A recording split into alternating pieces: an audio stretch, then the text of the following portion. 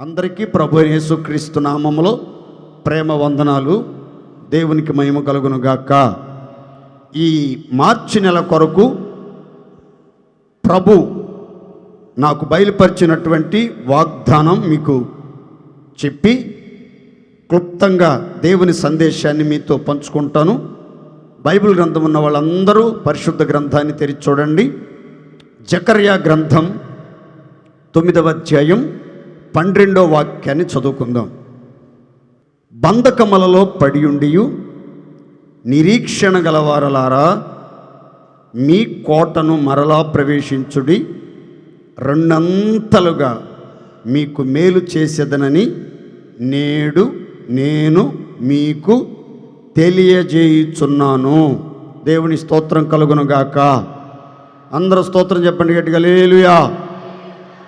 మీకు గుర్తుండటానికి, మీరు జ్ఞాపకాల్లో ఉంచుకోవటానికి ఈ వాగ్దానాన్ని షార్ట్ చేసి చెప్తాను, గుర్తుపెట్టుకోండి. నిరీక్షణ గలవారలారా, మీకు మేలు చేసేదను. దేవునికి స్తోత్ర. నిరీక్షణ గలవారలారా, రెండంతలుగా మీకు మేలు చేసేదను. నిరీక్షణ గలవారలారా, రెండంతలుగా మీకు మేలు చేసేదను. దేవుని స్తోత్రం కలుగును గాక. క్లుప్తంగా చెప్తాను, అందరు తలపైకెత్తి జాగ్రత్తగా వినండి. ఈ జకర్యా గ్రంథం 9వ అధ్యాయం 12వ వాక్యంలో బంధకాలలో పడినటువంటి ప్రజలు మనకి కనబడతారు. ఆ ప్రజల చేతులకు సంకెళ్ళు ఉన్నాయి. వాళ్ళు చీకటి గదిలో బానిసలుగా పట్టబడి ఉన్నారు. వారికి విడుదల, విజయం కలిగే పరిస్థితులు వారికి కనబడతలేదు. మార్గాలన్నీ మూసివేయబడి ఉన్నాయి. పరిస్థితులన్నీ ప్రతికూలంగా మారిపోయినాయి. ఏ దిక్కు నుండి వారికి సహాయం రావట్లేదు.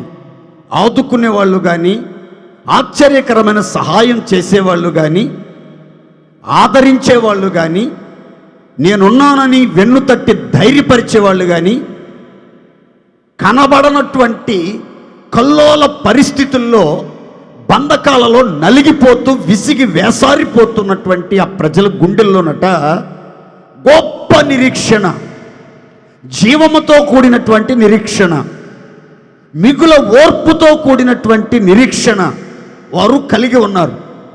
ఏంటా నిరీక్షణ అనంటే, రాబోవు కాలమందు మేము నమ్ముకున్న దేవుడు, మేము పూజించుచున్న దేవుడు, మేము నిత్యము ఆరాధించే దేవుడు మాకు మేలు చేస్తాడు, మమ్మల్ని చూడవస్తాడు, మమ్మల్ని పలకరిస్తాడు, మా సంఖ్యలను విడిపిస్తాడు, మా బంధకాలన్నీ తెంచివేస్తాడు, మమ్మలను స్వతంత్రులుగా పోనిస్తాడు, మమ్మల్ని మరిచిపోడు, విడిచిపెట్టడు, నిర్ణయ కాలములో బాహు చాచి ఘనమైన శక్తిగల కార్యం జరిగిస్తాడని నిరీక్షణతో ఎదురు చూస్తుంటే నిర్ణయ కాలం రానే వచ్చింది. బంధకాలలో పడి ఉండి నిరీక్షణతో ఎదురు చూస్తున్న ప్రజలతో ప్రభు మాట్లాడుతున్నాడు. మీ కోటలో అడుగుపెట్టండి, నేడే, రేపు కాదు, 10 రోజుల తర్వాత కాదు, నెల రోజుల తర్వాత కాదు, 6 నెలల తర్వాత కాదు, సంవత్సరం రోజుల తర్వాత కాదు, ఈ రోజే రెండంతలుగా మీకు మేలు కలుగజేసేదనని నేనే మీకు తెలియజేయుచున్నాను. గట్టిగా చెప్పండి ఆమేన్. ఏ సందేహం లేదు, ఈ మార్చి నెలలో ఈ సంఘ సహవాసంలో ఉన్న బిడ్డలందరికీ రెండంతల మేలు కలుగునుగాక, రెండంతల ఆశీర్వాదం కలుగునుగాక, రెట్టింపు ఘనత కలుగునుగాక, రెట్టింపు భాగమునకు కర్తలగుదురుగాక, సమస్తమైన సమాధానముతోను ఆనందముతోను నింపబడుదురుగాక. అన్ని విషయాలలో రెట్టింపు ఆశీర్వాదాలను స్వతంత్రించుకుని రెట్టింపు మేలులతో తృప్తి నొందుచు ధన్య జీవులుగా అన్యజనుల మధ్యలో ప్రకాశించుదురుగాక. అట్టి కార్యం నా దేవుడు ఈరోజే ప్రారంభించి జరిగించునుగాక. ప్రతి ఒక్కరి జీవితంలో మేలు పొందాలని, నెమ్మదిగా జీవించాలని, ఆశలన్నీ నెరవేర్చబడాలని, అద్భుతమైనటువంటి జీవితాన్ని జీవించాలని, 10 మందికి ప్రయోజనకరంగా బ్రతకాలనే కోరిక కలిగి ఉంటారు. అయితే దేవుడు ఎవరి జీవితాలలో మేలు చేస్తాడు, దేవుడు చేసే మేలు ఎలా ఉంటుంది, ఎలాంటి మేలుతో దేవుడు తన ప్రజలను తృప్తిపరచాలని, బలపరచాలని, ఆశీర్వదించి వర్ధల్ల చేయాలని కోరుకుంటున్నాడు అనే విషయాలు 3-4 మాటలు నేను క్లుప్తంగా చెప్తాను. జాగ్రత్తగా ఆలకించండి. ప్రతి ఒక్కరికి దేవుడు నిశ్చయంగా సమృద్ధిగా మేలు కలుగునట్లు ఆజ్ఞాపించునుగాక. మొదటి మాట చెప్తాను, గమనించండి. ప్రసంగి గ్రంథం 5వ అధ్యాయం 9వ వాక్యం. ఏ దేశములో రాజు భూమి విషయమై శ్రద్ధ పుచ్చుకొనునో ఆ దేశమునకు సర్వ విషయముల యందు మేలు కలుగునుగాక. అందరు తలపైకి చూడండి, నేను మీకు వివరంగా అర్థమయ్యేటట్టు చెప్తాను. ప్రసంగి అని పిలువబడుతున్న సొలొమోను మహారాజు దేవుడు తనకిచ్చిన దైవ జ్ఞానంతో భూమి మీద సూర్యుని కింద జరుగుతున్న అనేకమైనటువంటి సంగతులను గూర్చి వివేచించుటకు మనస్సు నిలుపుకున్నట్లుగా, పూనుకున్నట్లుగా బైబిల్లో వ్రాయబడింది. ఆ అనుభవాల తరంగాల్లో నుంచి వచ్చిన పుస్తకమే ఈ ప్రసంగి.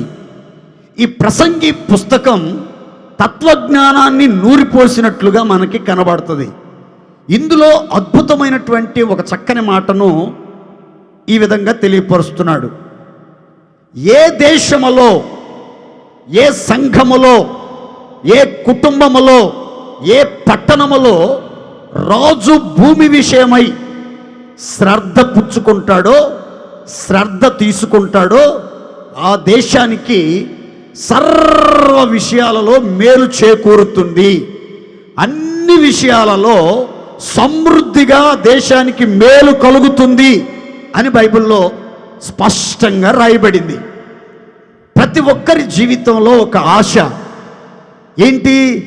సర్వ విషయాల్లో నేను మేలు పొందాలి, సమృద్ధిగా నాకు మేలు కలగాలి, గర్భఫల విషయంలో నాకు సమృద్ధిగా మేలు కలగాలి, పశువుల మందల విషయంలో సమృద్ధిగా నాకు మేలు కలగాలి, నేల పంట విషయంలో సమృద్ధిగా నాకు మేలు కలగాలి, వ్యాపార విషయంలో సమృద్ధిగా మేలు కలగాలి, ఉద్యోగ విషయంలో సమృద్ధిగా మేలు కలగాలి, విద్యారంగంలో సమృద్ధిగా మేలు నొందుచు ఘన విజయాలతో ఊరేగించబడాలి.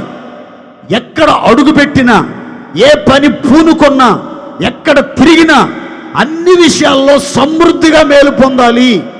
సర్వ విషయాల్లో మేలు పొందుతూ సౌఖ్యంగా జీవించాలనే కోరిక మనం కలిగి ఉంటాం. అయితే బైబిల్ చెప్తుంది, ఏ దేశంలోనైతే రాజు భూమి విషయమై శ్రద్ధ తీసుకుంటాడో ఆ దేశానికి అన్ని విషయాలలో సమృద్ధిగా మేలు కలుగుతుంది. మీకు ఈ వాక్యంలో నుంచి ఆధ్యాత్మికమైన విషయాలు మీకు అర్థమయ్యే పరిభాషలో చెప్తాను, ప్రయత్నం చేస్తాను. అందరూ శ్రద్ధగా నేను చెప్పే మాటలు ఆలకించాలి. ఈ వాక్యంలో మనం నేర్చుకోదగినటువంటి 3 భాగాలు ఉన్నాయి. 1 రాజు, 2 భూమి విషయమై శ్రద్ధ పుచ్చుకోవటం, 3 సర్వ విషయాల్లో మేలు పొందటం. సర్వ విషయాల్లో మేలు పొందాలి అనంటే భూమి మీద శ్రద్ధ తీసుకోవాలి. ఎవరు అనంటే రాజు. రాజు ఎవరు? ఆ రాజు ఎందుకు భూమి మీద శ్రద్ధ తీసుకోవాలి?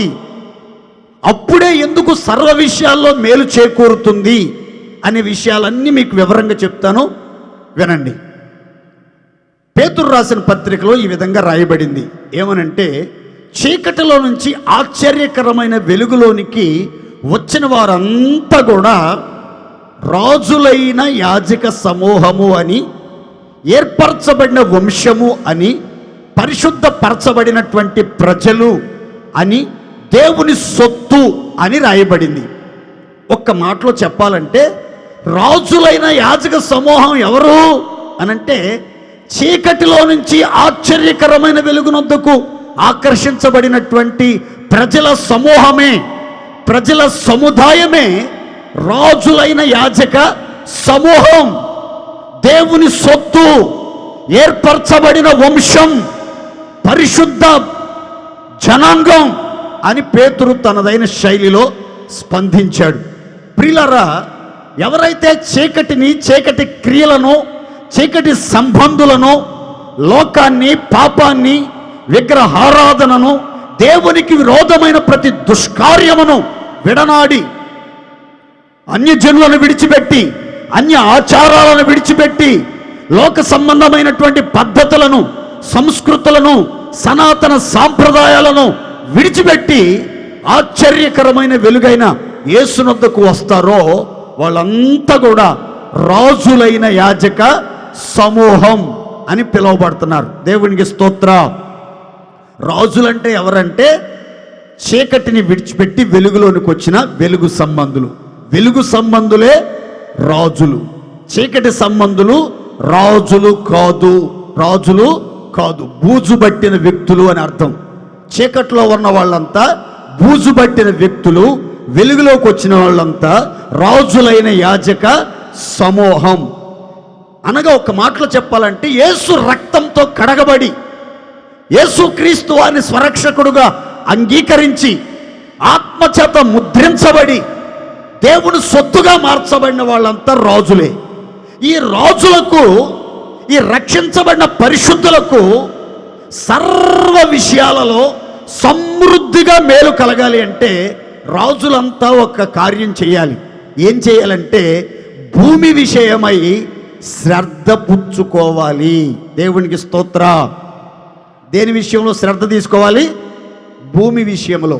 ఏంటి భూమి అని అంటే విత్తనాల ఉపమానంలో యేసుక్రీస్తు వారు ఈ భూమి గురించి చెప్తూ అంటారు, యోగ్యమైన మంచి మనసుతో వాక్యమును అంగీకరించి అవలంబించి ఓపికతో ఎవరైతే ఫలిస్తారో వారి హృదయం ఎలా ఉందనంటే మంచి నేలగా, మంచి భూమిగా ఉంది అని యేసుక్రీస్తు వారు చెప్పారు. ఇక్కడ మంచి భూమి, మెత్తని భూమి, శ్రేష్టమైన భూమి, నూరంతలుగా ఫలించుటకు ఫలభరితమైనటువంటి భూమిగా మార్చబడినటువంటి నేలను గురించి యేసుక్రీస్తు వారు ఓ భావగర్భితమైనటువంటి మర్మాన్ని వివరించారు.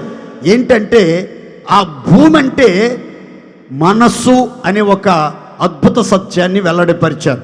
అంటే రక్షించబడిన దేవుని పిల్లలు ఎప్పుడు కూడా మన హృదయం మీద శ్రద్ధ నిలపాలి, మనసు మీద శ్రద్ధ నిలపాలి. మనసులో చెడ్డ తలంపు పుట్టకుండా మనసును బహు జాగ్రత్తగా కాపాడుకోవాలి. మనసు చెరపబడి క్రీస్తు ఎడలనున్న సరళత నుండి, పవిత్రత నుంచి తొలగిపోతుందేమన్న భయముతో, వణుకుతో చాలా జాగరూకులమై మనసును జాగ్రత్తగా కాపాడుకోవాలి.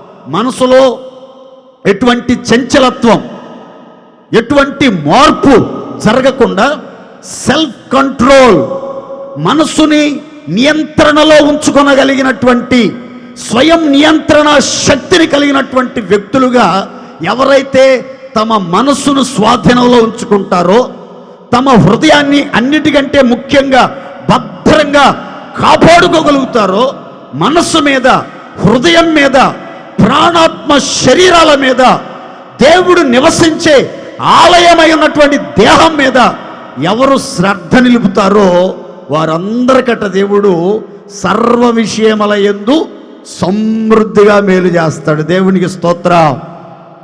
భూమి మీద శ్రద్ధ ఉండాలి రక్షించబడినటువంటి ప్రజలకు.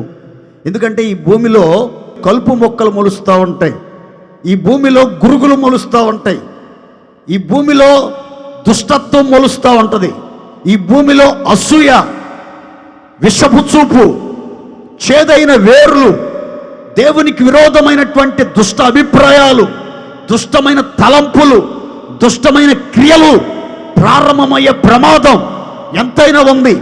కనుక ఎక్కడా మన భూమిలో, మన హృదయములో, మన మనస్సులో బయటికి కనబడకుండా అంతరంగంలో భయంకరమైన చేదైన వేర్లు మొలిచి మిమ్మలను అపవిత్రపరిచి, మిమ్మలను కలవరపరిచి, మీ కుటుంబాలను గజిబిలి చేసే ప్రమాదం ఉంది. కనుక ఎప్పటికప్పుడు సత్క్రైస్తవులు మెలకువగలిగి భూమి విషయంలో శ్రద్ధ తీసుకోవాలి. నా యొక్క హృదయం యథార్థంగా ఉందా లేదా, నా మనస్సు పవిత్రంగా ఉందా లేదా, నా మనసులోనికి దుష్టుడు ప్రవేశిస్తున్నాడా, దుష్ట తలంపులు చెలరేగుతూ నా మనసంతా అపవిత్రపరచబడుతూ అపవిత్రమైన ఊహలతో, ఉద్దేశాలతో, స్వప్నాలతో శరీరం మలినపరుచుకుంటూ దేవునికి ఆయాసకరమైన జీవితం ఒకవేళ నేను జీవిస్తున్నానేమో అని శ్రద్ధగా తన యొక్క జీవితాన్ని, తమ యొక్క ప్రవర్తనను పునః పరిశీలన చేసుకుంటూ ఎప్పటికప్పుడు ఏ చేదు వేరులు, ఏ కలుపు మొక్కలు, ఎటువంటి గురుగులు మొలవకుండా ఎవరైతే భూమి విషయమై శ్రద్ధ తీసుకుంటారో వారికి సర్వ విషయములలో సమృద్ధిగా మేలు కలుగుతుంది. దేవునికి స్తోత్ర.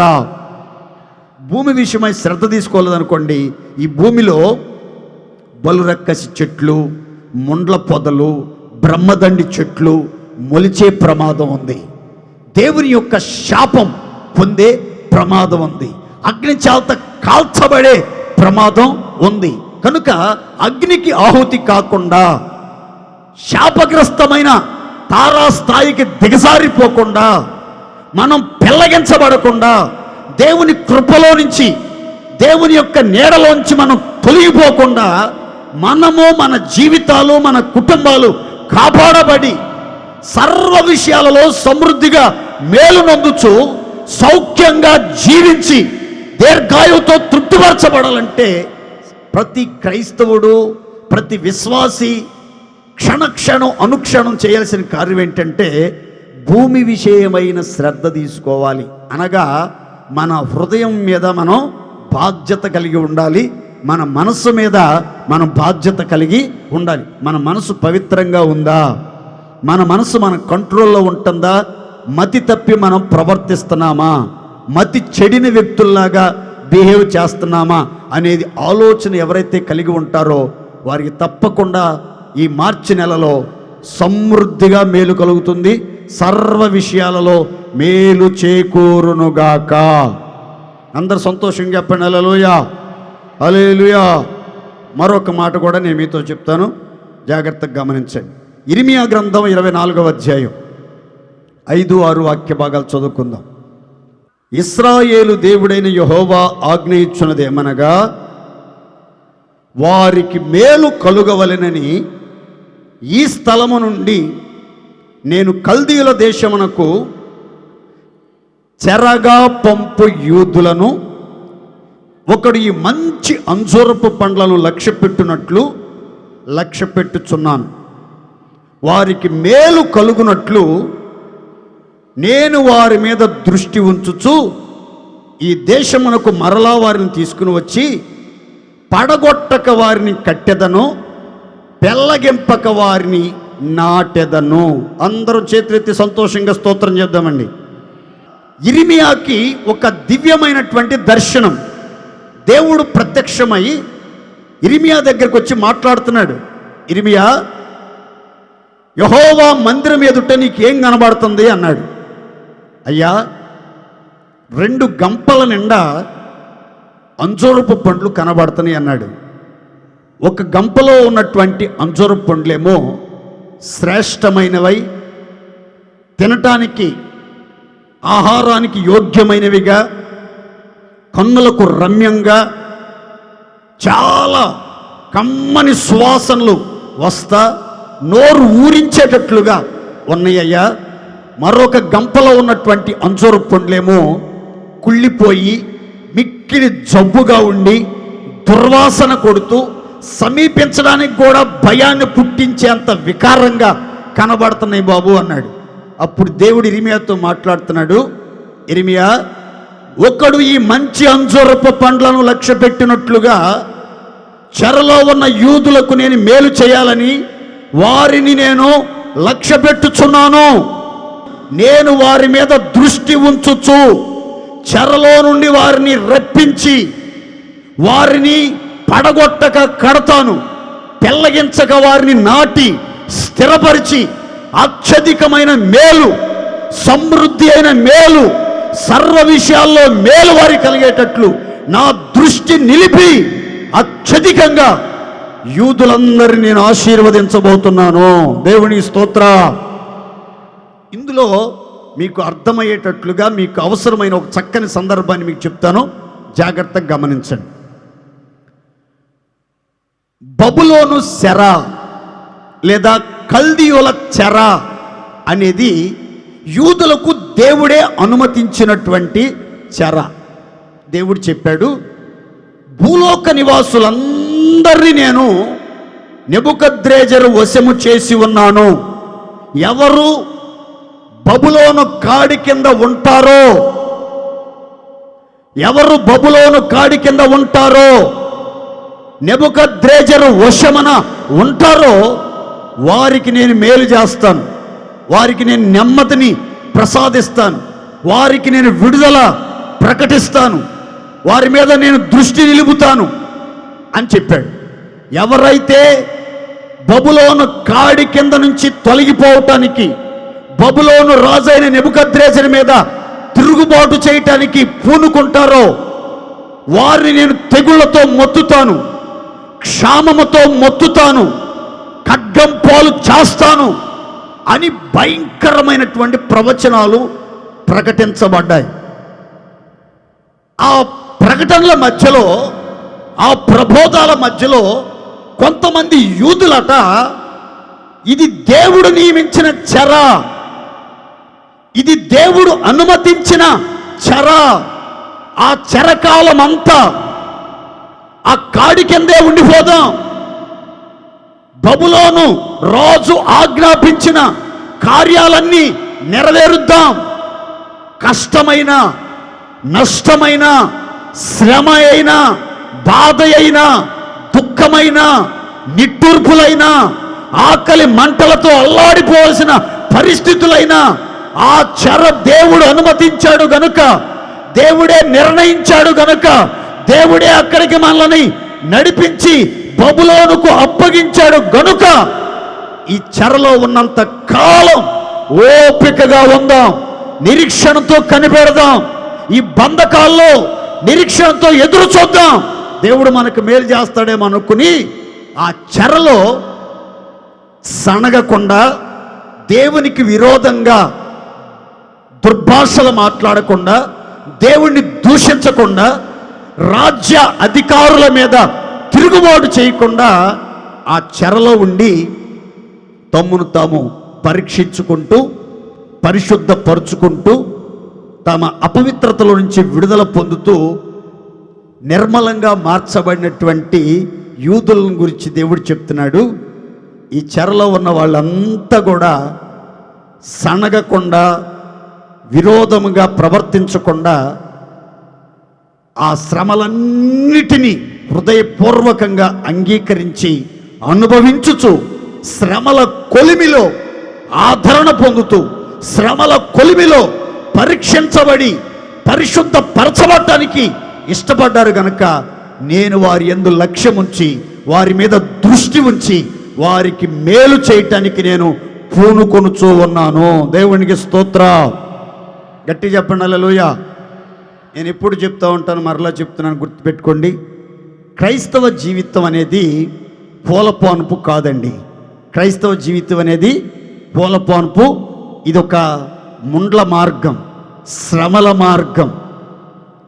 ఎటు చూసిన పోరాటాలు, ఎటు చూసిన ఇబ్బందులు, ఎన్నో శ్రమలు, ఎన్నో ఇక్కట్లు, భరించలేనటువంటి బాధలతో ఉక్కిరి బిక్కిరైపోయే పరిస్థితులు వస్తూ ఉంటాయి.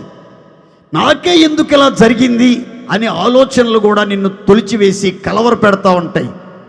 భక్తుడైనటువంటి ఏమంటాడు, నిప్పురవ్వలు పైకి ఎగురునట్లుగా నరులు శ్రమానుభవమునకే అప్పగించబడుతున్నారు అని అంటాడు.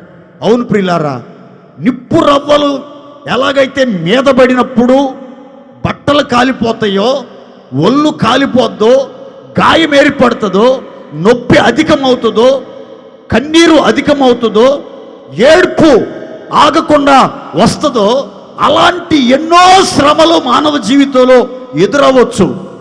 ఆ శ్రమల కొలిమిలో గుండా నీవు పరీక్షించబడుతున్నప్పుడు నీకు ఒక ఆలోచన రావచ్చు, నాకు నాలాంటి భక్తుడికి, నాకు నాలాంటి భక్తురాలకి ఇలాంటి శ్రమలు ఎందుకు అనుమతిస్తున్నాడు దేవుడు? దేవుడు నిజంగా ఉన్నాడా? ఉంటే నన్ను ఎందుకు ఈ శ్రమల మధ్యలో వదిలిపెడతాడు? ఈ శ్రమల మధ్యలో నన్ను ఎందుకు చూడడు? నేను ఇంత నమ్మకస్తురాలని కదా, ఇంత యథార్థవంతుణ్ణి కదా, ఎంత భక్తిపరుణ్ణి కదా, ఎన్నో సంవత్సరాల విశ్వాస జీవిత అనుభవం కలిగినటువంటి వ్యక్తిని కదా, ఎందుకు నా జీవితంలో ఇన్ని శ్రమలు, ఇన్ని శిక్షలు, ఇన్ని ఇబ్బందులు, ఇన్ని పోరాటాలు, ఇన్ని అవస్థలు? ఓ ప్రక్క అనారోగ్యం, మరో ప్రక్క ఆర్థిక ఇబ్బందులు, మరో ప్రక్క పిల్లలు తిరుగుబాటు, వయసుకొచ్చిన పిల్లలకు వివాహాలు జరగట్లేదు, దేహం రోగాల పుట్ట, వ్యసనాల గుట్టగా మారిపోతుంది, పరిస్థితులన్నీ ప్రతికూలంగా మారిపోతున్నాయి. అర్థం చేసుకోవాల్సిన వాళ్ళే అపార్థం చేసుకుని అందరి మధ్యలో నవ్వుల పాలు చేస్తున్నారు. ఏది పూనుకున్నా వ్యతిరేకతలు ఎదురవుతున్నాయి కానీ కలిసి రావట్లేదు. ఎందుకని అనే ఆలోచనలో ఒక్కొక్కసారి దేవుని మీద తిరుగుబాటు చేయాలని మందిరానికి వెళ్ళకూడదు, ప్రార్థనే చేయకూడదు, బైబిలే చదవకూడదు, దేవుని సేవకులకు కూడా ఏ సమస్యలు చెప్పకూడదు, మందిరానికి వెళ్ళటం ద్వారా నాకేమి ఒరిగింది, ఏమి జరిగింది, శ్రమ మీద శ్రమ, బాధ మీద బాధ, ఇబ్బంది మీద ఇబ్బంది, ఇక్కట్ల మీద ఇక్కట్లు, పోరాటాల మీద పోరాటాలు, సమస్య మీద సమస్య ఎదురవుతూనే ఉన్నాయి. వీటిలో నుంచి నాకు విడుదల లేదని చాలాసార్లు మనం దేవునికి విరోధంగా మాట్లాడిన పరిస్థితులు కూడా వస్తాయి.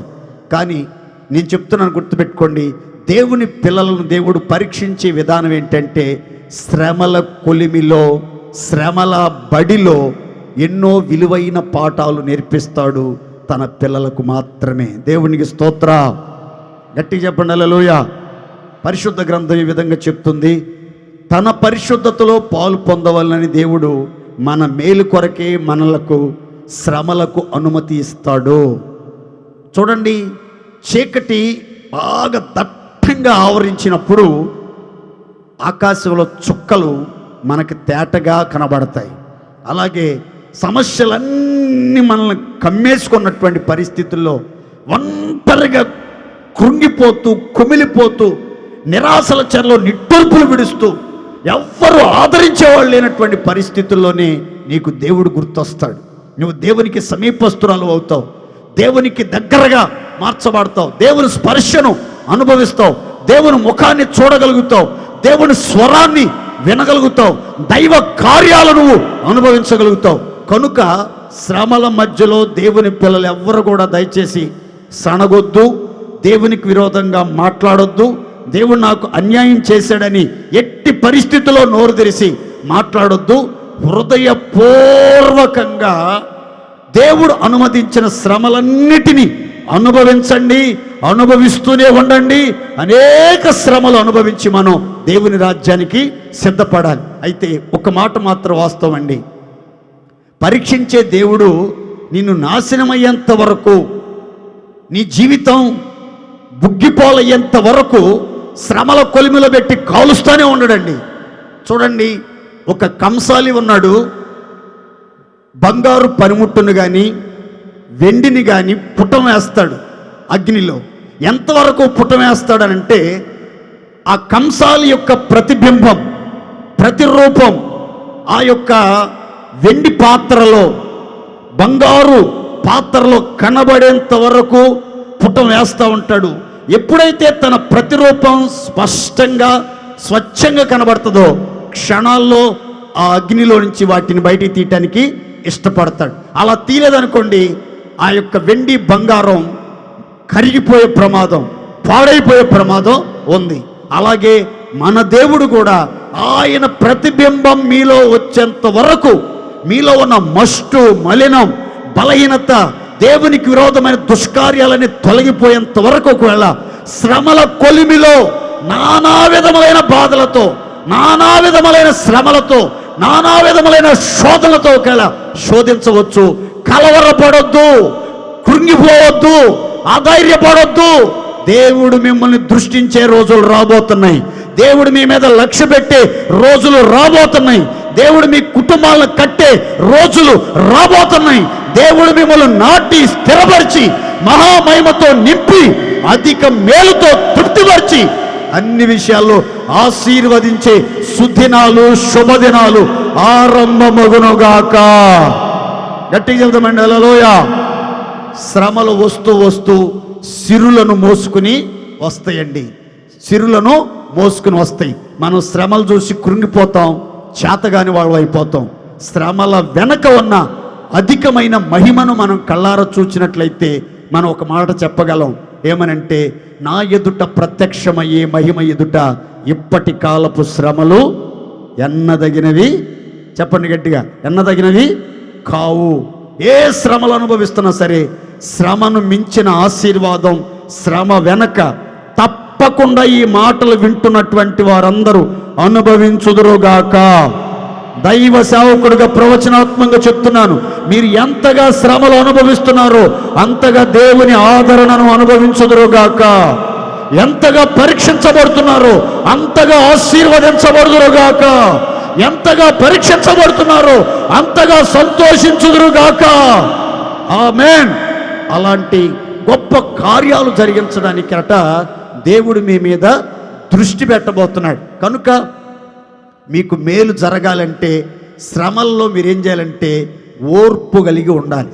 శ్రమల్లో మీరు ఏం కలిగి ఉండాలండి? నోరితే చెప్పాలి గట్టిగా. శ్రమలో నుంచి విడిపించబడేంత వరకు, మహిమకరమైన ఆశీర్వాదాన్ని సొంతం చేసుకునేంత వరకు శ్రమల మధ్యలో క్రైస్తవులకు ఏముండాలంటే ఓర్పు, ఓర్పు, ఓర్పు, ఓర్పు అనేది ఉండాలి. చాలామంది జీవితాల్లో శ్రమల్లో ఓర్పును కోల్పోతారు.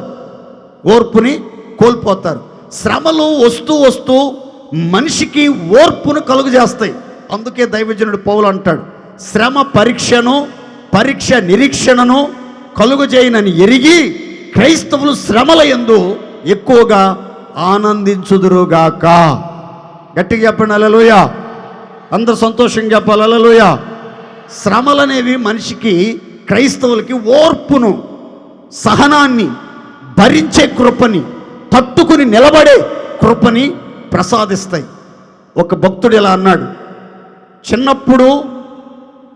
చిన్నప్పుడు మనం నిలబడాలంటే తల్లిని పట్టుకుని మనం నిలబడతాం, తండ్రి చెయ్యి పట్టుకుని మనం నిలబడతాం. పెద్దోళ్ళమైనాక మనం తట్టుకుని నిలబడాలి. ఏం చేయాలి? శ్రమలను తట్టుకుని నిలబడాలి. చిన్నప్పుడు పట్టుకుని నిలబడాలి, పెద్ద అయినాక తట్టుకుని నిలబడాలి. దేవునికి స్తోత్ర. నేను తట్టుకోలేకపోతున్నాను, భరించలేకపోతున్నాను, ఓర్చుకోలేకపోతున్నాను, ఓర్పు నశించిపోతుంది, ఇంకా ఎంతకాలం నేను చచ్చేదాకా ఈ శ్రమలు ఉంటాయా?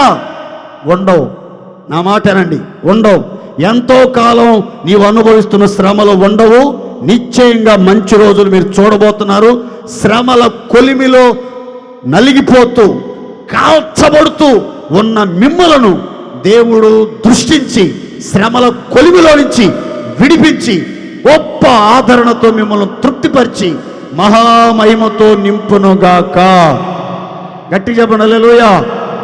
చెరలో ఉన్నటువంటి యూదుల గురించి ప్రభు చెప్తున్నాడు ఇర్మియాతో, ఒకడు మంచి అంజూర పండ్లను లక్ష్య పెట్టినట్లుగా నేను లక్ష్య పెడతాను, వారి మీద దృష్టి పెడతాను, వాళ్ళని కడతాను, వాళ్ళని నాటుతాను అన్నాడు.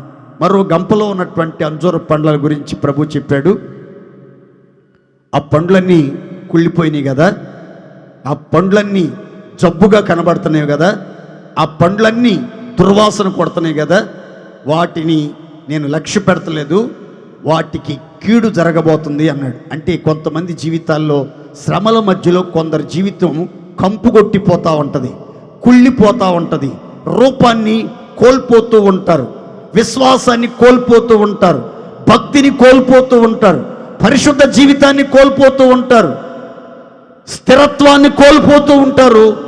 కంపుగొట్టి దుర్వాసన కొట్టి వాళ్ళ సాక్ష్య జీవితాన్ని పాడు చేసుకుంటారు. దేవునికి దూరం అయిపోతారు, సహవాసానికి దూరం అయిపోతారు, కృపకి దూరం అయిపోతారు. వాళ్ళకి తుదకు కీడు, శాపము, ఉగ్రతే వస్తుంది, కానీ ఏ మేలు వారికి జరగదు. కనుక ఎలాంటి పరిస్థితుల గుండా మీ జీవితం నడిపించబడుతున్నా కొంచెం ఓపిక పట్టండి, కొంచెం ఓర్చుకోండి, కొంచెం భరించండి, కొంచెం సహించండి. కొంచెం కాలం శ్రమపడిన పిమ్మట నా దేవుడు మిమ్మల్ని స్థిరపరిచి బలపరిచి పరిపూర్ణులుగా చేసి సర్వ కృపానిధిగు దేవుడు సర్వ సంపదలతో మిమ్మల్ని ఆశీర్వదించునుగాక. గట్టిగా చెప్దామండి హల్లెలూయా. మరో చక్కని మాట కూడా చెప్తాను, గమనించండి. యోబు గ్రంథం 22వ అధ్యాయం 21వ వాక్యం అండి. ఆయనతో సహవాసము చేసిన ఎడల మీకు సమాధానము కలుగును, అలాగునని మేలు కలుగును. తలల పైకి చూడండి, ఒక చక్కని మాట చెప్తాను. ఇక్కడ రాయబడినటువంటి 3వ విషయం ఏంటంటే, దేవుడు ఎవరికి మేలు చేస్తాడు అని అంటే, అక్కడ రాయబడిన మాట, తండ్రి అయిన దేవునితోనూ కుమారుడైన యేసుక్రీస్తు వారితోనూ పరిశుద్ధాత్మ దేవునితోనూ పరిశుద్ధులైన ప్రార్థనాపరులైన సేవకులతోనూ ఎవరైతే సహవాసం కలిగి ఉంటారో వారికట భూమి మీద ఉన్నప్పుడు సమాధానం కలుగుతుందట, అలాగునని మేలు జరుగుతుంది. దేవుని స్తోత్రం చెప్పండి గట్టిగా. ఈరోజు నీ వ్యక్తిగత జీవితంలో సమాధానాన్ని పొందుకోవాలన్నా, కుటుంబ వ్యవస్థలో భార్యాభర్తల మధ్యలో సమాధానం, అన్నదమ్ముల మధ్యలో సమాధానం, అత్త కోడల మధ్యలో సమాధానం, అక్క చెల్లెల మధ్యలో సమాధానం, సేవకుల మధ్యలో సమాధానం, సిస్టర్ల మధ్యలో సమాధానం, విశ్వాసులకి దైవ సేవకులకి మధ్యలో సమాధానం కలగాలి. సంఘం సమాధానకరంగా ఉండాలి. సంఘం ప్రభునందు భయం కలిగి ఉండాలి. సంఘం పరిశుద్ధాత్మ ఆదరణ కలిగి క్షేమాభివృద్ధి చెందాలి అని అంటే, సంఘంలో ఉన్నటువంటి బిడ్డలంతానట దేవునితో సహవాసం కలిగి ఉండాలట. దేవునికి స్తోత్ర. అందరూ సంతోషంగా చెప్దామండి హల్లెలూయా. మీ సహవాసం ఎవరితో? బైబిల్లో మన పితరులైనటువంటి ఇశ్రాయేలీయుల గురించి ఒక మాట రాయబడిందండి. ఆ మాట చదువుకుందాం. చూడండి, 106వ కీర్తన 35, 36 శరణాలు చదువుకుందాం.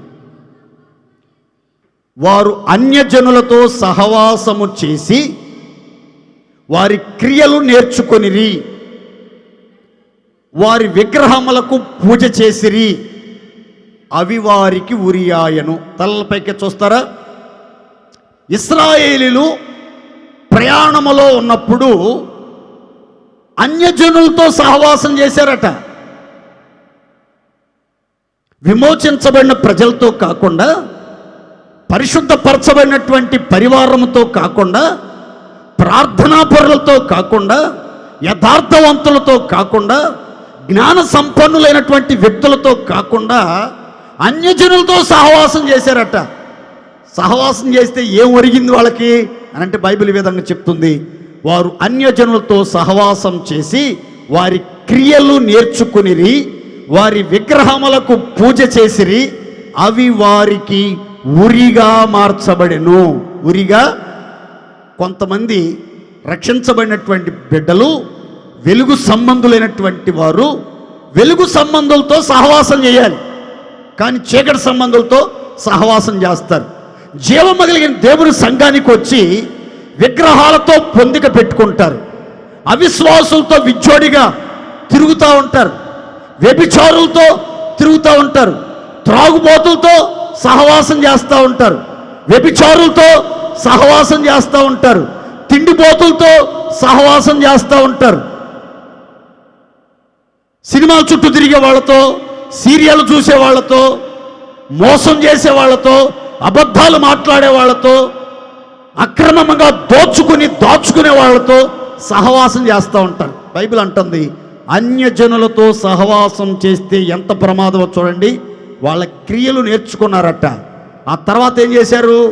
వాళ్ళు మా విగ్రహాలకు పూజ చేస్తాం, పూజా కార్యక్రమం అయిపోయిన తర్వాత భోజనాలు ఉంటాయి రెండంటే పూజకి వెళ్ళారట, పూజ చేశారట. ఆ తర్వాత వారికి ఏమొచ్చిందంటే ఊరొచ్చి పడిందట. ఏమొచ్చి పడిందండి? చూడండి, చాలామంది క్రైస్తవుల్లో కూడా అన్య ఆచారాలే ఎక్కువగా కనబడతా ఉంటాయి. అప్పుడప్పుడు మీకు స్పష్టంగా కనబడతాయి. పెండ్లి దినాన్ని నిర్ణయించుకోవాలి అని అంటే పాస్టర్ గారి దగ్గరికి వచ్చి డేట్ అడుగుతారా? దానికి ముందుగా బ్రాహ్మణ ఉత్తముల దగ్గరికి వెళ్ళి సుముహూర్తం ఎప్పుడుంది, ఏ రోజులు మంచి రోజులు, ఏ గడియల్లో ముహూర్తం బాగుంది, ఏవి రాహు గడియలు, ఏవి అమృత గడియలు అనేది ముందుగా చూపించుకుని పలానా రోజు, పలానా గంటలో, పలానా నిమిషానికి, పలానా సెకండ్కి మంచి ముహూర్తం ఉందంటే ఏమి తెలియని వాళ్ళగా పాస్టర్ గారండి అమ్మాయికి అబ్బాయికి పెళ్లి చేయాలనుకుంటున్నాం, మీరు ఒక డేట్ ఇవ్వండి అంటారు. చూసి పలానా డేట్ కాదండి కొంచెం దీనికి దగ్గరలో ఉంటే బాగుంటుందేమో చూడండి అని అంటారు.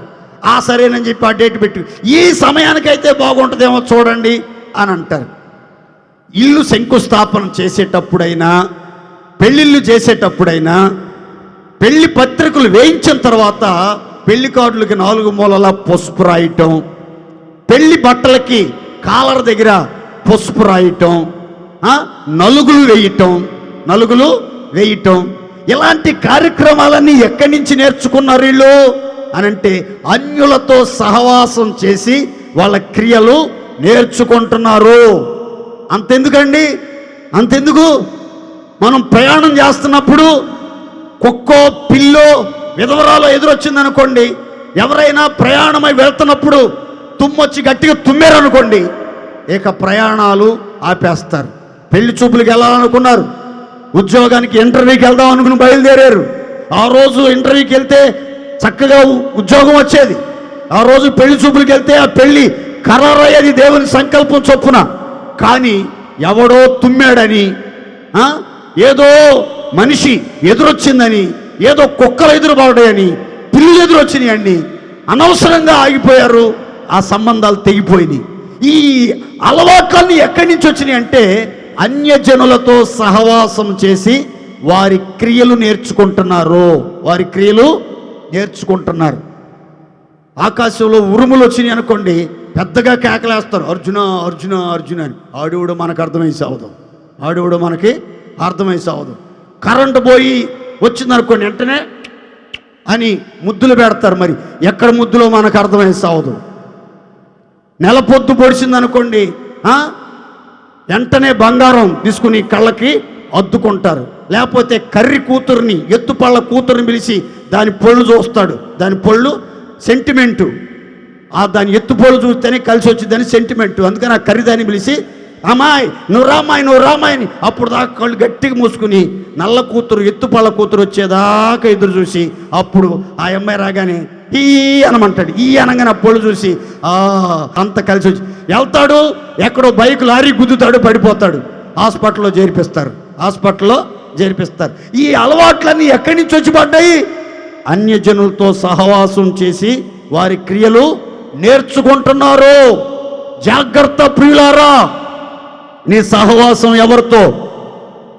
అన్యజనులతోనా, త్రాగుబోతులతోనా, మోసగాళ్లతోనా, దుర్మార్గులతోనా, అవిశ్వాసులతోనా, దైవిక స్వస్థత నమ్మని వారితోనా, నామకార్థ క్రైస్తవులతోనా, రాజకీయ నాయకులతోనా? ఎవరితో మీ సహవాసం? బైబిల్ అంటుంది దేవునితో ఎవరైతే సహవాసం చేస్తారో వారికి సమాధానం కలుగుతుంది, వారికి సమృద్ధిగా సర్వ విషయాలలో మేలు జరుగునుగాక. గట్టి చెప్పండి హల్లెలూయా. బైబిల్లో మనం ఎవరితో సహవాసం చేయకూడదో చాలా స్పష్టమైన ఆధారాలు రాయబడ్డాయి. 3 మాటలు నేను అలా చెప్పుకుంటూ వెళ్తాను, జాగ్రత్తగా ఆలకించండి. మొదటిగా, మూర్ఖుల సహవాసం చేసేవాడట చెడిపోతాడు అని. తుంటర్ల సహవాసం చేయువాడు తమ తండ్రికి అపకీర్తి తెస్తాడు అని బైబిల్ గ్రంథంలో రాయబడింది. మూర్ఖులతో, తిరుగుబాటు చేసే వాళ్ళతో, మొండి వైఖరి కలిగినటువంటి వాళ్ళతో, తాను పట్టుకున్న కుందేలికి 3 కాళ్ళే, ఎవరే 4వ కాలు ఉందో చూడరా బాబు అని అంటే చూడ్డు. వాడు చెప్పిందే కరెక్ట్, ఇంకెవరు చెప్పింది కూడా నమ్మడు. వాడి మనసుకి ఏ తోస్తే అదే ప్రవర్తిస్తాడు, అలా నడుచుకుంటాడు. కానీ ఇది సత్యం, ఇది యథార్థం, ఇది మంచిది, ఇది ఆశీర్వాదం అంటే పొరపాటు నమ్మడు. వీడిని అంటారు మూర్ఖుడని. ఈ మూర్ఖులతో ఎవరైనా సహవాసం చేశారనుకోండి, వాళ్ళ జీవితాలు చెడిపోతాయి, వాళ్ళు చెదిరిపోతారు, పడిపోతారు, పతనమైపోతారు, అధోపాతాళం దిగజారిపోతారని బైబిల్ చెప్తుంది.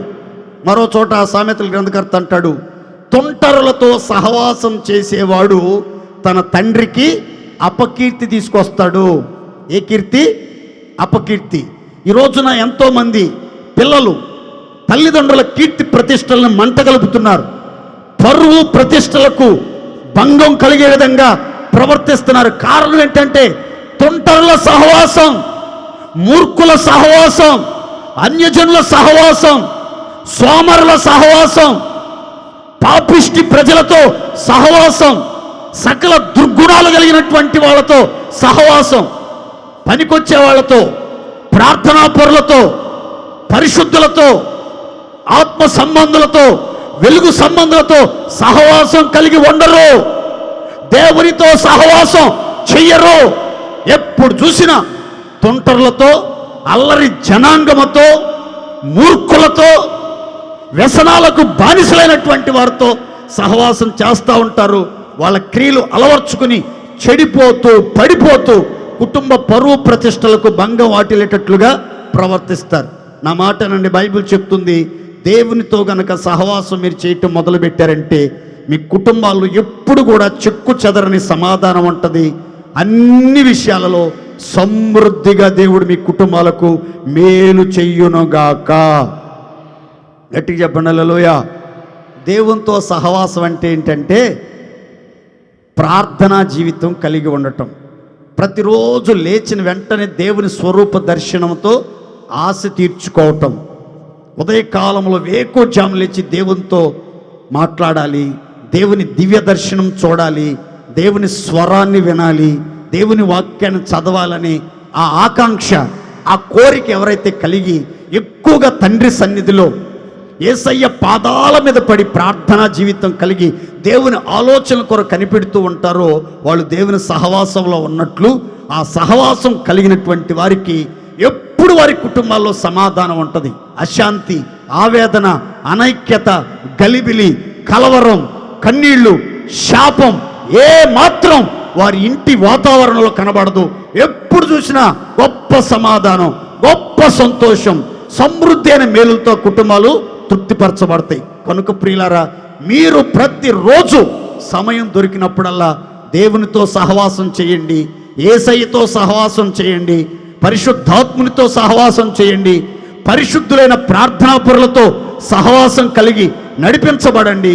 సమాధానము అలాగునని మేలు మీకు కలుగునుగాక. గట్టిగా చెప్పండి హల్లెలూయా. 3 విషయాలు చెప్పాను, అందరూ జాగ్రత్త గుర్తుపెట్టుకోండి. ఒకటేంటంటే, ఏ దేశంలో అయితే రాజు భూమి విషయమై శ్రద్ధ తీసుకుంటాడో ఆ దేశానికి సర్వ విషయాల్లో మేలు కలుగుతుంది. రెండవది, దేవుడు అనుమతించిన శ్రమలను, దేవుడు అంగీకరించినటువంటి శ్రమలను దేవుడే తూచి కొలిచి అనుగ్రహించిన శ్రమలను హృదయపూర్వకంగా సంతోషముతో ఓర్పుతో నిర్ణయ కాలం వరకు ఎవరైతే అనుభవిస్తూ ఉంటారో వారికి తగిన సమయంలో మేలు చేయటానికి దేవుడు వారి మీద దృష్టి ఉంచుతాడు. వాళ్ళ కుటుంబాలను కట్టి రాబోయే దినాల్లో గొప్ప మేలులతో తృప్తిపరుస్తాడు. 3వ విషయం చెప్పుకున్నాం మనం ఏంటంటే, ఆయనతో సహవాసం చేస్తే మనకు సమాధానం కలుగుతుంది, అలాగున మనకు మేలు కలుగునుగాక. 4వ విషయం కూడా చెప్తాను. ఎఫెసీ పత్రిక 6వ అధ్యాయం 2-3 వాక్యాలు చదువుకుందాం, చూడండి. నీకు మేలు కలుగునట్లు నీ తండ్రిని నీ తల్లిని సన్మానింపుము, అప్పుడు నీవు భూమి మీద దీర్ఘాయుష్మంతుడు వగుదువు. ఇది వాగ్దానంతో కూడిన ఆజ్ఞలలో మొదటిది. అందరు గట్టిగా ఆమేన్ చెప్పుకోండి. ఆమేన్. అందరు చెప్పుకోండి గట్టిగా ఆమేన్. మిమ్మల్ని ఒక ప్రశ్న అడుగుతాను, ప్రశ్న జాగ్రత్తగా వినాలి, సమాధానం ఇంకా చాలా జాగ్రత్తగా చెప్పాలి. ప్రశ్న శ్రద్ధగా వినండి, సమాధానం బహు జాగ్రత్తగా చెప్పండి. దేవునికి స్తోత్రం. దీర్ఘకాలం భూమి మీద బ్రతకాలనుకున్న వాళ్ళు చేతులెత్తి గట్టిగా స్తోత్రాలు చెప్పండి. మీకు బతకాలని లేదా దేవుడి దేవల్ల? నేను తొందరగా చావాలనుకున్నానండి, అర్ధాయుష్యతో అల్పాయుష్యతో ఊహించని సావు చావాలనుకున్నాను అన్న వాళ్ళంతా సంతోషంగా చేతులెత్తి స్తోత్రాలు చెప్పుకోండి. ఎవరు చెప్పట్లా? అందుకని జాగ్రత్తగా భూమి మీద దీర్ఘాయువుతో తృప్తిపరచబడాలి. దేవుడు నిర్ణయించిన నియమించిన ఆయుష్కాల దినములన్నీ సుఖంగా క్షేమంగా సంతోషంగా బ్రతకాలి. భూమి మీద మేలు కలగాలి, క్షేమం కలగాలి, దీర్ఘాయువుతో తృప్తిపరచబడాలి. శేష జీవితం క్షేమంగా సుఖంగా నెమ్మదిగా బ్రతకాలనుకునే వాళ్ళంతా ఏం చేయాలని రాస్తుందంటే బైబిల్లో, తల్లిని తండ్రిని ఎవరైతే సన్మానిస్తారో వారికి భూమి మీద మేలు కలుగుతుందట. ఏంటా మేలంటే, భూతలములో ఉన్నంత కాలం దీర్ఘాయుష్మంతులు అవుతారట. దేవునికి స్తోత్రం. గట్టిగా చెప్పండి హల్లెలూయా. మేలు కలుగునట్లు మీకు మేలు కలగాలి, సర్వ విషయాల్లో మేలు కలగాలి, సమృద్ధిగా మేలు కలగాలి, మీరు సౌఖ్యంగా ఉండాలి, దీర్ఘాయువుతో తృప్తిపరచబడాలి, సదాకాలం నిలిచే దీర్ఘాయుష్షు మీకు అనుగ్రహించబడాలి, మీ హృదయం ఉల్లసించి ఉప్పొంగాలని కోరుకుంటే నీకు జన్మనిచ్చినటువంటి తల్లిదండ్రులకు విధేయత కలిగి వారికి లోబడి వారి ఆలోచనలకు చెవియొగ్గి అన్ని విషయాల్లో తల్లిదండ్రులను గౌరవించడం, ఘనపరచడం, ఆదరించడం, వారిని సన్మానించడం నేర్చుకోవాలి. తల్లిదండ్రులను వృద్ధాప్యంలో నిర్లక్ష్యం చేయకూడదు. సొలొమోను అంటాడు, ముదిమియందు నీ తల్లిని నిర్లక్ష్యము చెయ్యకుము. ముదిమియందు నిండు వృద్ధాప్యములో ఏ కుమారుడు కానీ ఏ కుమార్తె కానీ తల్లిదండ్రులను నిర్లక్ష్యం చెయ్యకూడదు. తల్లిదండ్రుల ఎడల అశ్రద్ధ చూపకూడదు. తల్లిదండ్రులను పట్టి పట్టనట్టు అంటనట్లుగా దూరంగా ఉండకూడదు. తల్లిదండ్రులను బాధ్యతలను భరించే కుమారుడుగా కుమార్తెగా ఉండాలి.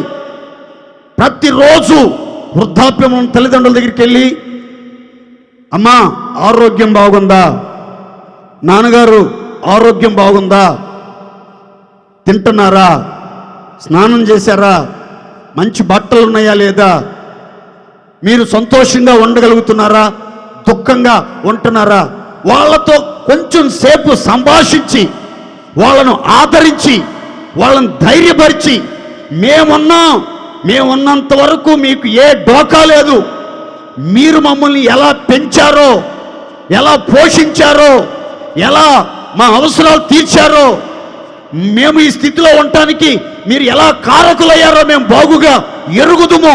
కనుక మేము మిమ్మల్ని అలక్ష్యం చెయ్యము, మేము మిమ్మల్ని వదిలిపెట్టము, మేమున్నంత వరకు మీకు సమృద్ధిగా అన్ని సమకూరుస్తాం అని భరోసా ఇచ్చే పిల్లలుగా, తల్లిదండ్రుల గుండెల్లో ధైర్యాన్ని నింపే పిల్లలుగా మీరుంటూ తల్లిదండ్రులను ఎవరైతే సన్మానిస్తారో వారికి మేలు క్షేమము, దాంతోపాటు భూతలం మీద దీర్ఘాయువు కలుగుతుంది. దేవునికి స్తోత్రం.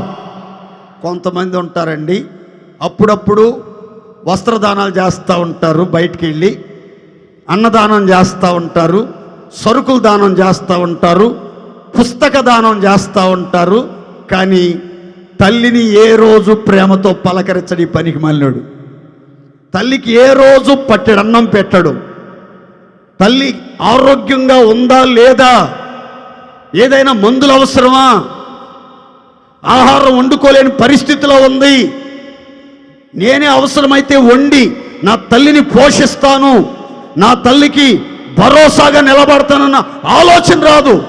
నిండు వృద్ధాప్యంలో కూడా తల్లిని దుఃఖపెట్టే మాటలు, తల్లిని ఏడ్పించే మాటలు, తల్లిని గాయపరిచే మాటలు, తండ్రికి దూషించడం, తండ్రిని వేధించడం, తండ్రికి విరోధంగా తిరుగుబాటు చేయటం, తండ్రికి నెమ్మది లేకుండా నిద్ర పట్టకుండా తలపోటుగా మారే పరిస్థితులు ఎంతోమంది కన్నబిడ్డలు చేస్తున్నారు. నేను చెప్పకూడదు కానీ పరిశుద్ధ స్థలంలో ఉండి తల్లిదండ్రుల కంటే ముందుగానే బిడ్డలు కాలం చేస్తున్నారు ఎంతోమంది. ఎందుకనంటే విపరీతమైన ప్రవర్తన వలన తల్లిదండ్రుల గుండెల్లో గుణపాలు గుచ్చి, కళ్ళల్లో ముళ్ళుగా మారి, తలపోటుగా సమస్యాత్మకంగా మారి, తల్లిదండ్రులు ఏడ్పించి విసిగించి ఘోరమైనటువంటి మరణానికి గురవుతున్నటువంటి యవ్వనస్తులు ఎంతమంది లేరంటారు. ఎన్ని చరిత్రలు మీరు చూడట్లేదంటారు. నా మాటనండి, బైబిల్ అంటుంది, తండ్రిని దూషించి తల్లిని అవమానపరిచిన వారి కళ్ళు లోయ కాకులు పీకేస్తాయి, వారి దీపం కారు చీకట్లో ఆరిపోద్ది అని ఇలాంటి భయానకమైనటువంటి మాటలు బైబిల్లో వ్రాయబడ్డాయి. మీ దీపాలు ఆరిపోకుండా, మీ దృష్టి మందగెళ్ళకుండా, మీ పరిస్థితులు ప్రతికూలంగా మార్చబడకుండా, అన్ని విషయాల్లో మీకు మేలు కలగాలి, మీకు క్షేమం కలగాలంటే జన్మనిచ్చిన తల్లిదండ్రులకు అన్ని విషయాల్లో లోబడాలి. నీ తల్లిదండ్రులు నీకంటే తక్కువ చదువుకుని ఉండొచ్చు, జ్ఞానం లేని వాళ్ళు అయి ఉండొచ్చు, ఆస్తి ఎక్కువగా సంపాదించకపోవచ్చు, నీ అవసరాలు తీర్చకపోవచ్చు, నువ్వు అడిగినప్పుడల్లా కాస్ట్లీ సెల్ ఫోన్లు కొనిచ్చకపోవచ్చు, కానీ నీ బాధ్యతలు భరించినటువంటి వాళ్ళు నవమాసాలు మోసి, గోర్రు ముద్దలు తినిపించి, విద్యాబుద్ధులు నేర్పించి, నీవు ప్రయోజనకరుడు అవ్వాలని, ఉన్నత స్థానంలో నిలబడాలని ఎన్నో కలలు కానీ కళ్ళల్లో నిన్ను పెట్టుకొని పెంచి పెద్ద చేసినటువంటి తల్లిదండ్రులను ఏ వ్యక్తి నిర్లక్ష్యం చేస్తాడో, ఏ వ్యక్తి అలక్ష్యం చేస్తాడో ఆ వ్యక్తికి మూడిందని అర్థం. ఆ వ్యక్తికి మూడిందని అర్థం. కొంతమంది అంటారు, నా తల్లిదండ్రులు చూడాలని నాకు ఆశ ఉంది, కానీ నా పెళ్ళం బయటిది కదండి, నా పెళ్ళానికి భయపడాలండి, మా అమ్మ నన్ను చూడాలని నేను చెప్పాను అనుకో, నా పెళ్ళం నన్ను ఉతుకుతుంది, నాకు సరిగా అన్నం పెట్టడం మానేస్తుంది, నన్ను ఎట్టండి మాట్లాడి నా స్నేహితుల ముందు, నా బంధువర్గం ముందు నా పరువు తీసేస్తుంది. అందుకని నీ భార్య దగ్గర బెట్టుగా ఉండటానికి మా అమ్మని చూడను, మా అమ్మని అసలు పట్టించుకోను. ఎందుకంటే పాస్టర్ గారి పెళ్లిలో ప్రమాణం చేపించాడు, ఏమని? తల్లిదండ్రులు విడిచి పురుషుడు భార్యను హత్తుకోవాలి. ఇక ఎప్పుడు ఆమెనే హత్తుకుంటా ఉంటాడు, ఆమెనే భుజాల మీద ఎత్తుకుని తిప్పుతూ ఉంటాడు. తల్లితో మాట్లాడడం, తల్లిని బలకరెచ్చడు, తల్లిని పట్టించుకోడు. పండగ పూట కూడా కొత్త బట్టలు తీసుకొచ్చి వేసుకోమా అండు, పండగ పూట కూడా బిర్యానీ పెట్టడు, అవసరమైనప్పుడు మందులు కూడా తీసుకొచ్చేవాడు ఎవడు. కనీసం ఎలా ఉందమ్మా, ఏంది కలతగా ఉన్నా, కొంచెం ఏదో నీరసంగా కూర్చున్నావు అని కూడా పలకరించడు ఈ పనికి మళ్ళీ.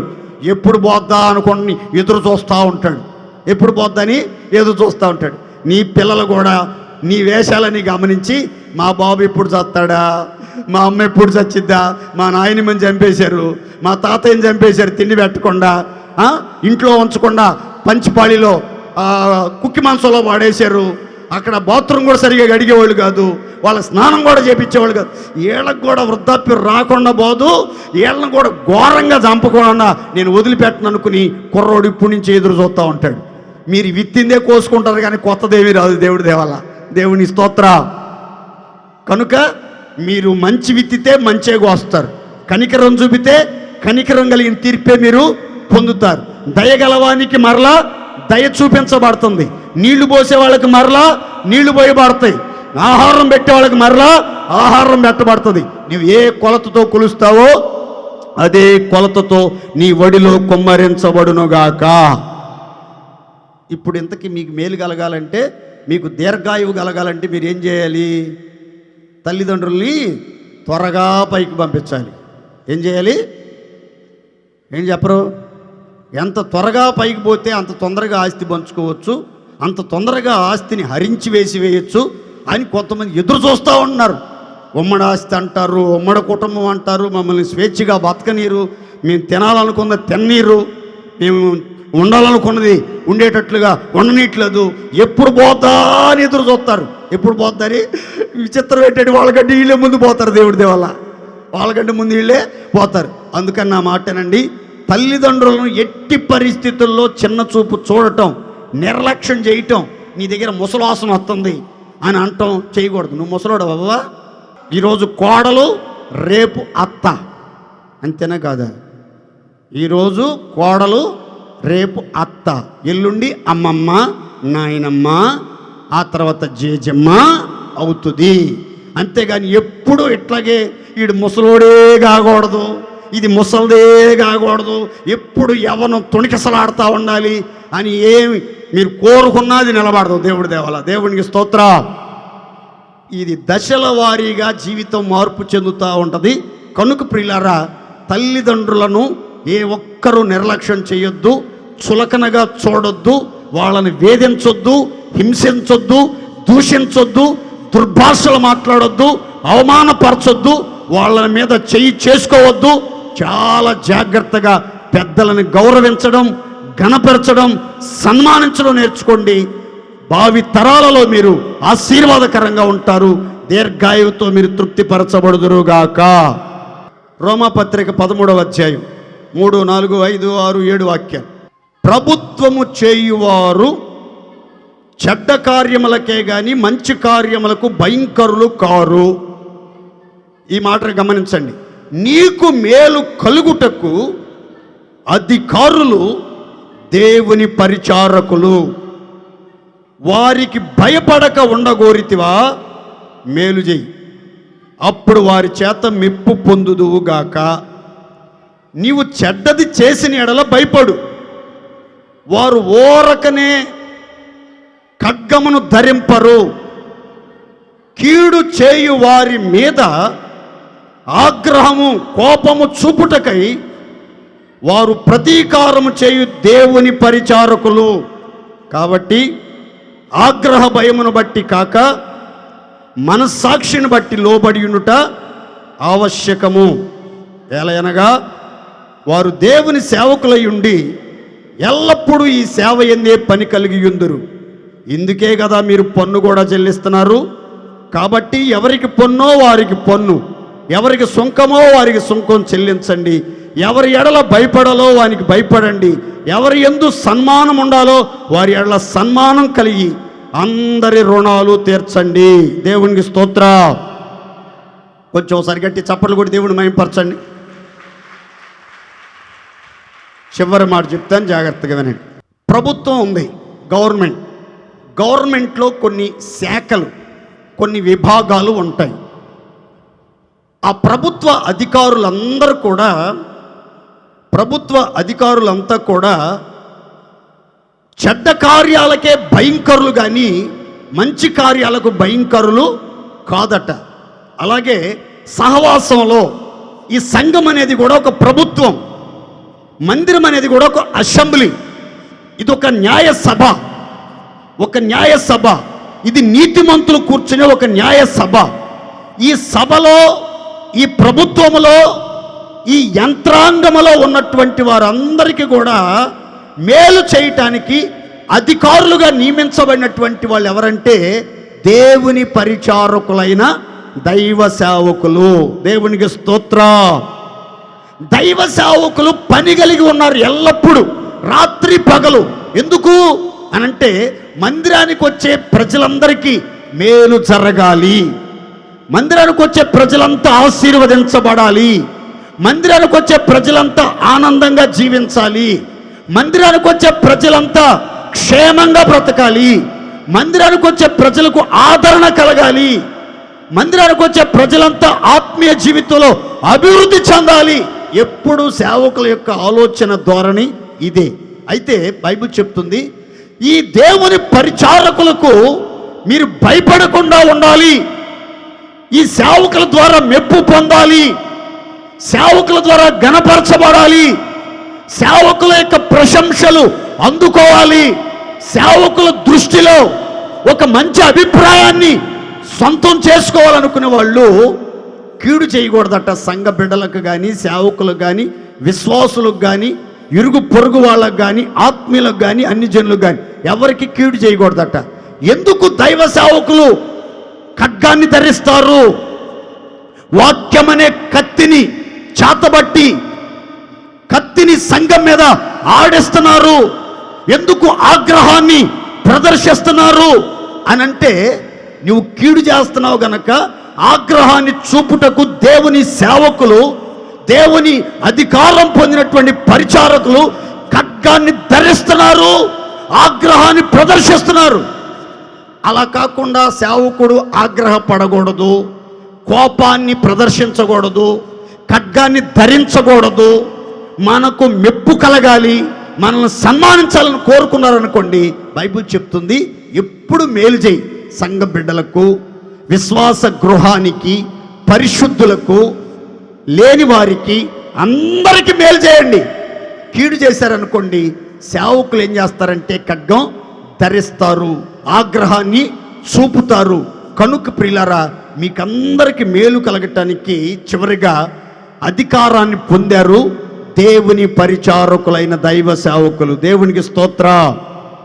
ఒక సేవకుడుగా నేను ప్రతిరోజు ప్రార్థన చేసుకుంటాను ఏంటంటే, నేను ఏ సంఘంలో సంఘ కాపరిగా నియమించబడ్డానో ఆ సంఘ బిడ్డలందరూ అన్ని విషయాల్లో మేలు పొందాలి, అందరూ క్షేమంగా ఉండాలి, అందరూ ఆత్మీయ జీవితంలో సహవాసంలో స్థిరపరచబడి బోధలో, సహవాసంలో, రొట్టె విరుచుటలో, ప్రార్థన చేయటంలో ఎడతెక్క ఉండాలి. నేను సిద్ధపడాలి. నా సంఘ బిడ్డలందరూ రాకడ కొరకు ఎల్లప్పుడూ సిద్ధంగా ఉండాలి. ఏ ఒక్కరూ తప్పిపోకూడదు, ఏ ఒక్కరూ సహవాసానికి దూరం కాకూడదు, ఏ ఒక్కరూ ఆత్మీయ జీవితంలో పడిపోయి పతనావస్థగా దిగజారిపోకూడదు, అన్యులతో కలిసిపోకూడదు, శరీర సంబంధులతో కలిసిపోకూడదు, దురలవాట్లకు బానిసలు కాకూడదు, ఏ ఒక్కరు సాతాను వడ్డిన ఉర్రిలో చిక్కుకోకూడదు, ఏ ఒక్కరికి కీడు రాకూడదు, ఏ ఒక్కరు అకాలంగా మరణించకూడదు. నా బిడ్డలందరూ ఆశీర్వాదకరంగా ఉండాలి, విశ్వాసులంతా దీవెనకరంగా ఉండాలి, అన్ని విషయాల్లో క్షేమాభివృద్ధి చెందాలనేది నా అనుదిన ప్రార్థన, నా హృదయాభిలాష. కనుక ప్రియులారా, సేవకులను దేవుడు ఎందుకు నియమించాడు అని అంటే, సేవకులట మీకు మేలు కలగటానికి దేవుని చేత నియమించబడిన పరిచారకులే దేవుని సేవకులు. దేవునికి స్తోత్ర. అందుకనే కదా మీలో అనేకులు పన్నిస్తున్నారు, దశం భాగం ఇస్తున్నారు, ప్రతిష్ఠిత అర్పణలు ఇస్తున్నారు, మొక్కుబడి కానుకలు ఇస్తున్నారు, కృతజ్ఞత కానుకలు ఇస్తున్నారు, ప్రథమ ఫలాలు ఇస్తున్నారు, పిడికిళ్ళ బియ్యం తీసుకొచ్చి ఇస్తున్నారు, బట్టలు కొనుక్కోమని డబ్బులు ఇస్తున్నారు, మాంసం తెచ్చుకోమని డబ్బులు ఇస్తున్నారు, కూరగాయలు తెచ్చుకోమని డబ్బులు ఇస్తున్నారు, ఆయిల్ ప్యాకెట్లు తీసుకొస్తున్నారు. ఎంతో ప్రేమను చూపిస్తూ మీ పిల్లల్ని ఎలా ప్రేమిస్తున్నారో సేవకులను కూడా అలా ప్రేమించడానికి కారణం ఏంటి? ఈ సేవకుల ద్వారా మాకు మేలు కలుగుతుంది. ఈ సేవకులు దేవుని ద్వారా ఎంపిక చేయబడినటువంటి దేవుని పరిచారకులు. వీళ్ళు తమ జీవితాలను ప్రతిష్ఠించుకున్నారు, త్యాగం చేసుకున్నారు, సమస్తాన్ని విడిచిపెట్టి దేవుని పిలుపు ప్రకారం, దర్శనం ప్రకారం మన ప్రాంతానికి వచ్చారు. ఈ సేవకులు ఎక్కడ అడుగు పెడితే అక్కడ మేలు జరుగుతుంది, ఆశీర్వాదం కలుగుతుందని ఉన్నత ఉద్దేశాలు మీరు కలిగి మీరు నెల నెలా పన్ను కడుతున్నారు, సుంకం చెల్లిస్తున్నారు, దశం భాగం అప్పగిస్తున్నారు. కనుక ప్రియులారా, మీకందరికీ మేలు కలగటానికి దేవుని పరిచారకులు నియమించబడ్డారు. ఈ పరిచారకుల గుండెల్లో ఒకటే చప్పుడు వినబడుతుంది, సంఘం మేలు పొందాలి, సంఘం క్షేమంగా ఉండాలి, సంఘం ఐక్యతగా ఉండాలి, సంఘం ఏక శరీరంగా కట్టబడాలి, సంఘం విస్తరించాలి, సంఘం వర్ధిల్లాలి, సంఘం హెచ్చించబడాలి. ఇదే ఆశతో సేవకులు ప్రార్థన, కన్నీటి ప్రార్థన, ఉపవాస ప్రార్థన, హృదయాభిలాష కలిగి ఉంటారు. ఈ సేవకులు దేవుని చేత నియమించబడిన దేవుని పరిచారకులు మీకున్నారు కనుక తప్పకుండా దేవుడు మీకు అన్ని విషయాల్లో సమృద్ధిగా మేలు చెయ్యునుగాక. గట్టిగా చెప్పండి హల్లెలూయా. చాలా చోట్ల దేవుని పరిచారకులుగా నియమించబడినటువంటి వాళ్ళు సంపూర్ణంగా సమర్పించుకోకుండా పగలంతా డ్యూటీలు చేస్తూ ఉంటారు, రాత్రి ఓటీలాగా సువార్త పరిచర్య, విజిటింగ్ కార్యక్రమాలు చేసి ఇంట్లో చేతులెత్తి ప్రార్థనలు చేస్తూ ఉంటారు. చాలామందికి ఉండే ఒక చిన్న అభిప్రాయం ఏంటంటే, తెల్లగా ఉన్నవన్నీ పోలేను, మెరిసేదంతా బంగారం అనుకుంటారు. రోల్డ్ గోల్డ్ కూడా ఒరిజినల్ గోల్డ్ కంటే కూడా ఎక్కువగా మెరుస్తూ ఉంటుంది. కొన్ని సంఘాల్లో మాకులాగే లాల్చీలు వేసుకుని, మాకులాగే ఓసన్న పాటలు పాడి ఆరాధన జరిపించి వాక్యాన్ని బోధించి స్వస్థత ప్రార్థన చేస్తూ ఉంటారు. అన్ని సంఘాలు ఇలాగే అనుకుని కొంతమంది మొదటి ఆదివారం మాత్రం ఓసన్న మందిరానికి వెళ్దాం, మిగతా వారాల్లో మన ఊరిలో మన బంధువు, మన కులస్తుడు, మన బాబాయ్, మన మామ, మన బావ, మనం చిన్నప్పటి నుంచి చూసినవాడు ఇక్కడ సంఘం పెట్టాడు, వాడు కూడా ఓసన్నల నుంచే వచ్చాడు, ఆడకు బోధాలు అనుకుని వెళ్ళారనుకో, లేనిపోని శాపం, లేనిపోని కీడు మీ నెత్తి మీదకి వచ్చేస్తుంది. కారణం ఏంటంటే, సేవ అనేది ఒక ప్రతిష్టాత్మకమైంది, విలువలతో కూడింది, దేవుని చేత నియమించబడింది. ఎవరు పడితే వాళ్ళు సేవ చేయటం కాదు అనే సంగతిని మీరు గుర్తుపెట్టుకోవాలి. కొంతమంది సేవకులు వాక్యాన్ని వాళ్ళకు బోధించుకోరు, వాళ్ళ ఇంటి వారికి బోధించరు, వారి పిల్లలకు బోధించరు. వాక్యం రెండంచులు కలిగిన ఖడ్గమండి. విశ్వాసుల్ని ఒక పక్కన సరిచేస్తా క్రమపరుస్తూ ఉంటుంది, ఒక పక్క సేవకుణ్ణి సరిచేస్తూ క్రమపరుస్తూ నవనూతనమైన మార్గాల్లో నడిపిస్తుంది. అందుకే యేసన్న గారు చెప్తా ఉండేవాళ్ళు ఎప్పుడు, సేవకుడి ప్రసంగం విశ్వాసుల్లో మార్పు తీసుకురాదు, కానీ సేవకుడి ప్రవర్తన సంఘంలో విప్లవాత్మకమైన మార్పులు తీసుకొస్తుంది. దేవునికి స్తోత్ర, గట్టిగా చెప్పండి హల్లెలూయా. కనుక నేను పెద్ద మర్మాలేం చెప్పలేను,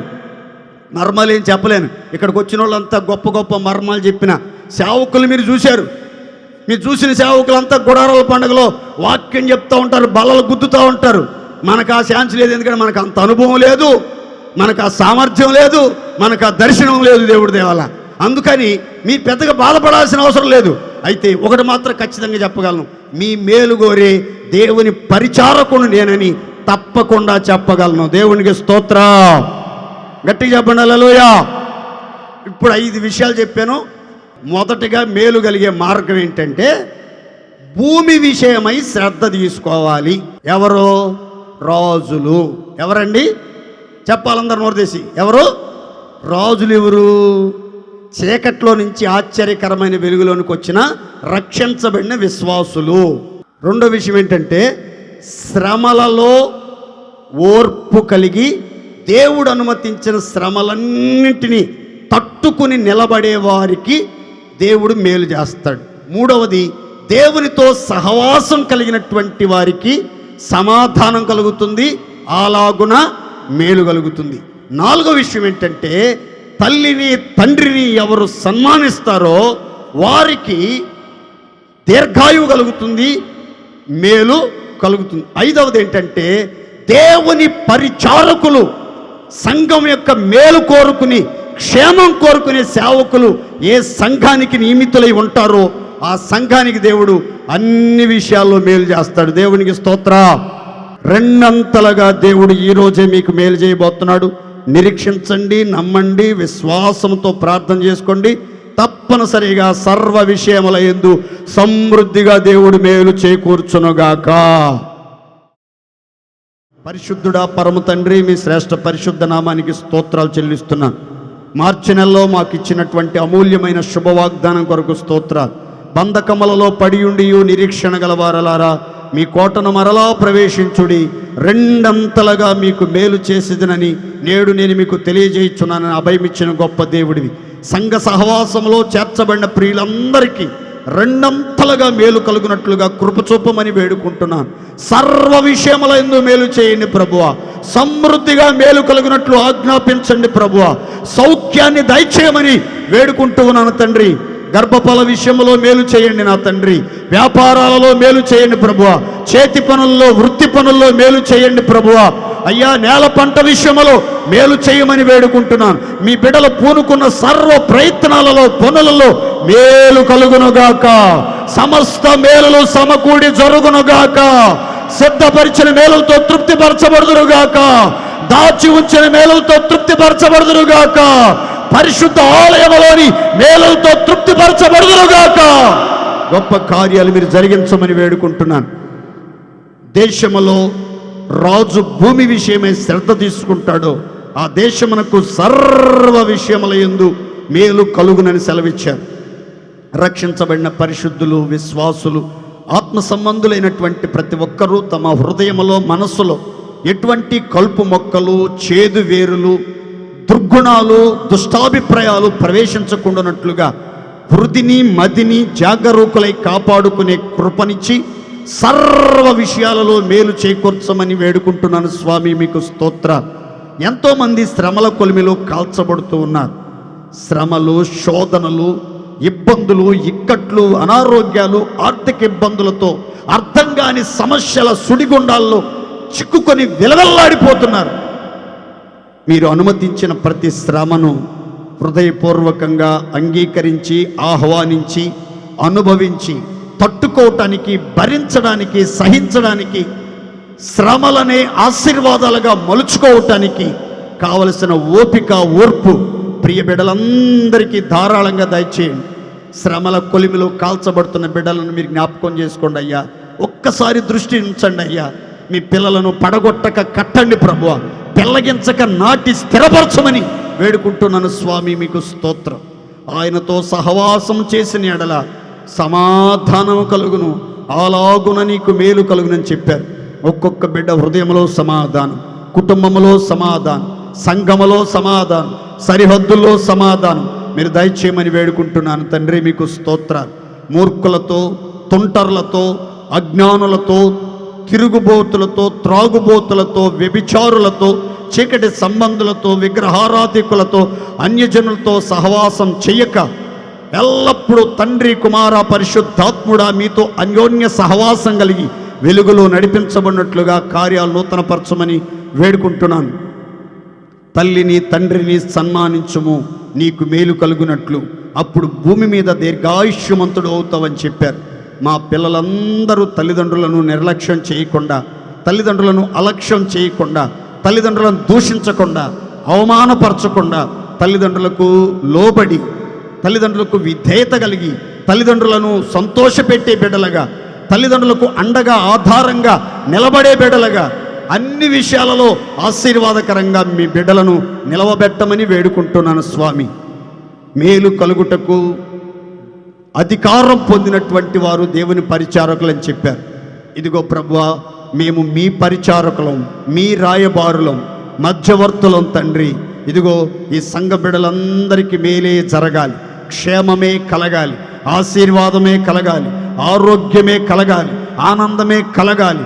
అన్ని విషయాల్లో బిడ్డల హృదయవాంఛలు తీర్చబడాలి, బిడ్డల మార్గాల మీద వెలుగు ప్రకాశించాలి. అన్ని విషయాల్లో బిడ్డలు ఆధ్యాత్మికంగా ఎదగాలి. అపోస్తుల బోధలో, సహవాసంలో, రొట్టె విరుచుటలో, ప్రార్థన చేయటంలో ఎడతెక్క నిలవాలి నా తండ్రి. పన్ను చెల్లించుచున్న బిడ్డలందరికీ ఆకాశపు వాకిలి విప్పి విస్తారమైన దీవెనలను కుమ్మరించమని వేడుకుంటున్నాను. సర్వ విషయములలో సమృద్ధిగా మేలు కలిగినట్లు కృప చూపి సౌఖ్యమును, నెమ్మదిని, దీర్ఘాయువును దయచేయమని యేసు పేరట వేడుచున్నాం తండ్రి.